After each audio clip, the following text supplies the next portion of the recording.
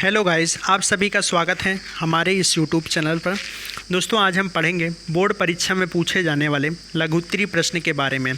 आपसे कहना है, अगर आप कॉपी कलम नहीं लिए तो लेकर बैठ जाइए और इन प्रश्नों को नोट कर लीजिए, जिससे आपको आने वाले परीक्षा में कोई भी दिक्कत का सामना ना करना पड़े।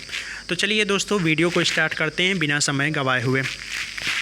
तो पिछली वीडियो में हम लोगों ने क्षारक के बारे में पढ़ा था, क्षार के बारे में पढ़ा था। अब हम लोग पढ़ेंगे क्षारकों के प्रकार। क्षारक के प्रकार क्या होते हैं। तो सबसे पहले क्षारक के प्रकार में हेडिंग डाल देंगे क्षारक के प्रकार, फिर लिखेंगे दो प्रकार के होते हैं। कौन कौन से? सबसे पहले प्रबल क्षारक, दूसरा दुर्बल क्षारक। जैसे हम लोग अम्ल के बारे में पढ़े थे, दो प्रकार के होते हैं, प्रबल अम्ल और दूसरा दुर्बल अम्ल। ठीक है। प्रबल क्षारक को इंग्लिश में कहते हैं स्ट्रॉन्ग बेसिस और दुर्बल क्षारक को वीक बेसिस। चलिए आगे यहाँ पे लिखा हुआ है, इसको हम देख लेते हैं। प्रबल क्षारक जिसे इंग्लिश में कहते हैं स्ट्रॉन्ग बेसिस, ये क्या होते हैं? तो चलिए देखते हैं परिभाषा के साथ। वे क्षारक जो जल में पूर्णतः वियोजित या आयनित होकर हाइड्रॉक्साइड आयन OH देते हैं, प्रबल क्षारक कहलाते हैं। वे क्षारक जो जल में पूर्णतः वियोजित होकर, मतलब पूरी तरीके से वियोजित मतलब घुलकर या आयनित होकर हाइड्रॉक्साइड आयन OH देते हैं, प्रबल क्षारक कहलाते हैं। जैसे KOH, ठीक है, NaOH तथा BaOH ट्वाइस, ये सब ऐसे हैं जो प्रबल क्षारक के रूप में होते हैं। क्यों? क्योंकि ये जल में पूर्णतः वियोजित हो जाते हैं और ये OH आयन देते हैं। जैसे इसी में से एक एग्जाम्पल ले लेते हैं KOH का, जिसे हम कहते हैं पोटेशियम हाइड्रोक्साइड। ठीक है।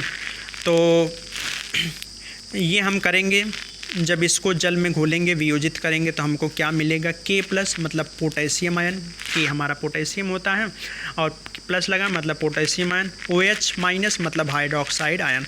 तो इस प्रकार से हमको जल में पूर्णतः वियोजित होने पर हमको क्या मिला?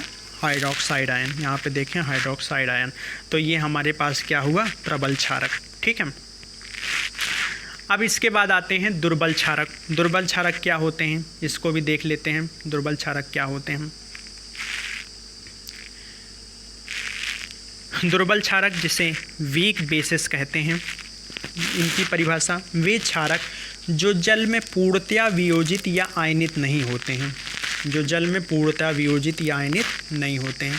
इसमें क्या था? प्रबल क्षारक में पूर्णतया वियोजित होकर हाइड्रोक्साइड आयन देते थे, लेकिन इसमें क्या है? जो जल में पूर्णतया वियोजित नहीं या आयनित नहीं होते हैं, वो क्या कहलाते हैं? दुर्बल क्षारक। जो पूर्णतया वियोजित नहीं या आयनित नहीं होंगे, उनको हम दुर्बल क्षारक कहेंगे। जो पूर्णतया वियोजित या आयनित हो जाएंगे, उनको हम कहेंगे प्रबल क्षारक। ठीक है। जैसे एग्जाम्पल में NH4OH और AlOH3। अब यहाँ से ले लेते हैं AlOH3, जिसे हम कहते हैं एल्युमिनियम हाइड्रोक्साइड। ये जब हम इसको पानी में घोलेंगे तो हमको क्या मिलेगा? Al3+, जिसे एल्युमिनियम आयन कहते हैं, और +3OH- हाइड्रोक्साइड आयन। ये जो होते हैं, ये OH आयन तो देते हैं, लेकिन ये जल में पूर्णतः वियोजित या आयनित नहीं होते हैं। ठीक है। तो ये हमारे दुर्बल क्षारक कहलाते हैं। तो उम्मीद करते हैं यह आपको दुर्बल क्षारक और प्रबल क्षारक समझ में आया होगा। अब इसके बाद आगे पढ़ते हैं। विभिन्न क्षारकों का जलीय विलयन में प्रबलता का क्रम निम्न है। सबसे पहले KOH, फिर NaOH, फिर NH4OH, BaOH का होल ट्वाइस। ठीक है। तो KOH ये क्या होता है? वो जलीय विलयन में तुरंत घुल जाते हैं। इसके बाद NaOH, ठीक है, इसके बाद NH4OH, इसके बाद BaOH ट्वाइस। ठीक है। तो ये सब क्या है? विभिन्न क्षारों का जलीय विलयन में प्रबलता का क्रम। ठीक है। तो उम्मीद करते हैं दोस्तों आपको यह वीडियो अच्छा लगा होगा। अगर आपको यह वीडियो अच्छा नहीं लगा तो अगर आपको यह वीडियो अच्छा नहीं लगा या नहीं समझ में आया तो एक बार कमेंट करके ज़रूर बताएं, और अगर आपको समझ में नहीं आया तो एक बार इस वीडियो को अवश्य देखें। तो उम्मीद करते हैं आपको यह वीडियो अवश्य ही समझ में आ जाएगा। तो चलिए दोस्तों, आज के लिए फ़िलहाल इतना ही। फिर मुलाकात होगी आपसे अपने नए वीडियो के साथ। तब तक के लिए धन्यवाद।